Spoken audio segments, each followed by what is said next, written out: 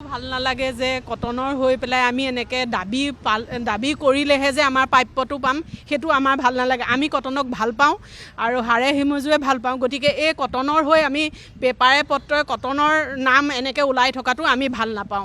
গতিকে আমাৰ দাবীখিনি অতি সোনকালে মানিব লাগে কৰ্তৃপক্ষই, আমিও লাজ পাওঁ। হয়, অতিকে দুখ আৰু লাজৰ কথা। যিখন বিশ্ববিদ্যালয়ত যিখন কলেজত আমাৰ অসমৰ মুখ্যমন্ত্ৰীজন পঢ়ি গৈছে তাৰে কৰ্মচাৰীৰ আজি এই অৱস্থা হৈছে। আজি 123 বছৰ হ'ল, কিন্তু কটনৰ কৰ্মচাৰীৰ কিন্তু কোনো আৱাসগৃহৰ ব্যৱস্থা নাই। একচালি এই পানী পৰা ঘৰতে কটনৰ কৰ্মচাৰীয়ে জীৱন নিৰ্বাহ কৰি ৰিটায়াৰ হৈ ইয়াৰ পৰা গুচি গ'ল। আজি আমাৰ মূল 4টা দাবীতে আমাৰ এই আন্দোলন ঘোষণা কৰিছিলোঁ। প্ৰথমটো দাবী আছিল আমাৰ 4ৰ্থ শ্ৰেণীৰ পৰা 3য় বৰ্গলৈ প্ৰমোশ্যন দিব লাগে, কিন্তু সেই আজি 12 বছৰ হোৱাই নাই। যিটো আমাৰ এজন কৰ্মচাৰী ইন ছাৰ্ভিচ ইন হাৰ্নেছ যদি ঢুকায় তেনেহ'লে ডেথ কাম ৰিটায়াৰমেণ্ট বেনিফিটৰ গ্ৰেচুইটিৰ ব্যৱস্থা আছে আৰু CFPৰ ব্যৱস্থা আছে, কিন্তু কটন বিশ্ববিদ্যালয় কৰ্তৃপক্ষৰ হেমাহিৰ কাৰণে সেই ব্যৱস্থা পোৱা নাই। আজি সুৰজিৎ তালুকদাৰ নামৰ আমাৰ এজন চিভিল ইঞ্জিনিয়াৰ 3 বছৰ আগতেই ঢুকাইছিল, কিন্তু তেওঁৰ পৰিয়ালে আজিলৈকে এই যিখিনি পেঞ্চনৰ ব্যৱস্থা, যিখিনি কম্পেনচেশ্যন ফেমিলি পেঞ্চন, যিখিনি গ্ৰেচুইটি, তাৰে 1 পইচাও পোৱা নাই আৰু গোটেই তেওঁ একমাত্ৰ উপাৰ্জনকাৰী আছিল। যদি এনেদৰে আৰু কৰ্মচাৰী আৰু এজন ঢুকাল বৰ্মন, তেখেতৰ ক্ষেত্ৰত একেই অৱস্থা। যদি এই ব্যৱস্থাবোৰ নকৰে কৰ্তৃপক্ষই তেনেহ'লে ইয়াত কৰ্মচাৰী কোনে চাকৰি কৰিব? কেনেকৈ কটন উন্নতিৰ পথত যাব? এক অন্ধকাৰ ভৱিষ্যতলৈ ঠেলি নিছে কটনখন। আমাৰ বহুত দাবী আছে, দাবীখিনি আমি সমাধান হোৱাটো বিচাৰিছোঁ, সেইকাৰণে আমি 2-দিনীয়া সমবেতত বহিছোঁ। আমাৰো এটা খুব দীঘলীয়া পৰিক্ৰমা। কটন কলেজ আৰু কটন বিশ্ববিদ্যালয় সমস্যাৰে আমি ভৰপূৰ। 5টা আমাৰ মূল দাবী, কিন্তু যদি আমি তীক্ষ্ণভাৱে হিচাপ কৰি চাওঁ 100 সমস্যা আমাৰ। কটন এতিয়া উন্নতিৰ পথত গৈ থকা নাই, যেন সেই পূৰ্বৰ কটন নাই, ইয়াৰ গৰিমা লাহে লাহে হ্ৰাস পাবলৈ গৈছে। গতিকে আমি কৰ্তৃপক্ষক অনুৰোধ জনাইছোঁ আমাৰ দাবীখন পূৰণ কৰক, লগতে ছাত্ৰ ছাত্ৰীৰ উন্নতি হওক।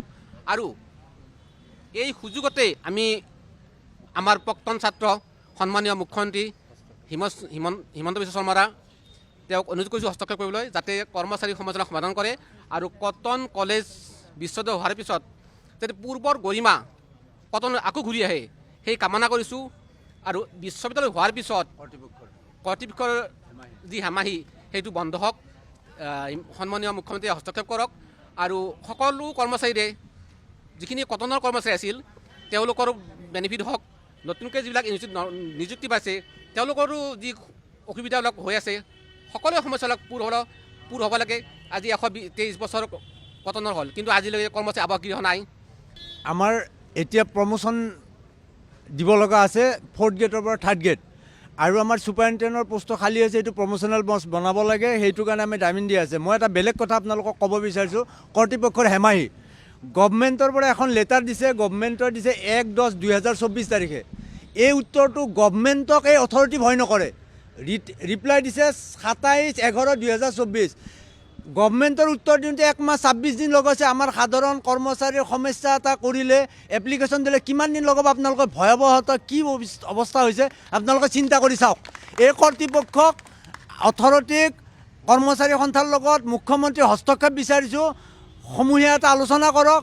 সকলো কথা মুখ্যমন্ত্ৰী মহোদয়ৰ প্ৰয়োজন হ'লে কম, ভিতৰত কি চলি আছে স্পষ্ট দাবী, মুখ্যমন্ত্ৰীৰ হস্তক্ষেপ আমি দাবী বিচাৰিছোঁ, কামনা কৰিছোঁ। আমাৰ প্ৰমোশ্যনৰ দাবীটো আছিল 3য় শ্ৰেণীৰ পৰা 4ৰ্থ শ্ৰেণীলৈকে, 4ৰ্থ শ্ৰেণীৰ পৰা যিটো 3য় শ্ৰেণীলৈ প্ৰমোশ্যন, সেই প্ৰমোশ্যনৰ দাবী আজিলৈকে কৰা নাই। আৰু যিটো আৱাসগৃহ আছে আমাৰ আৱাসগৃহ হৈ উঠোৱা নাই এতিয়ালৈকে। আৰু যিটো পৰীক্ষাৰ বহী সংক্ৰান্ত যিটো হেমাহি, এই হেমাহিটো আমাৰ মানে কৰিব লাগে, কৰ্তন কৰিব লাগে।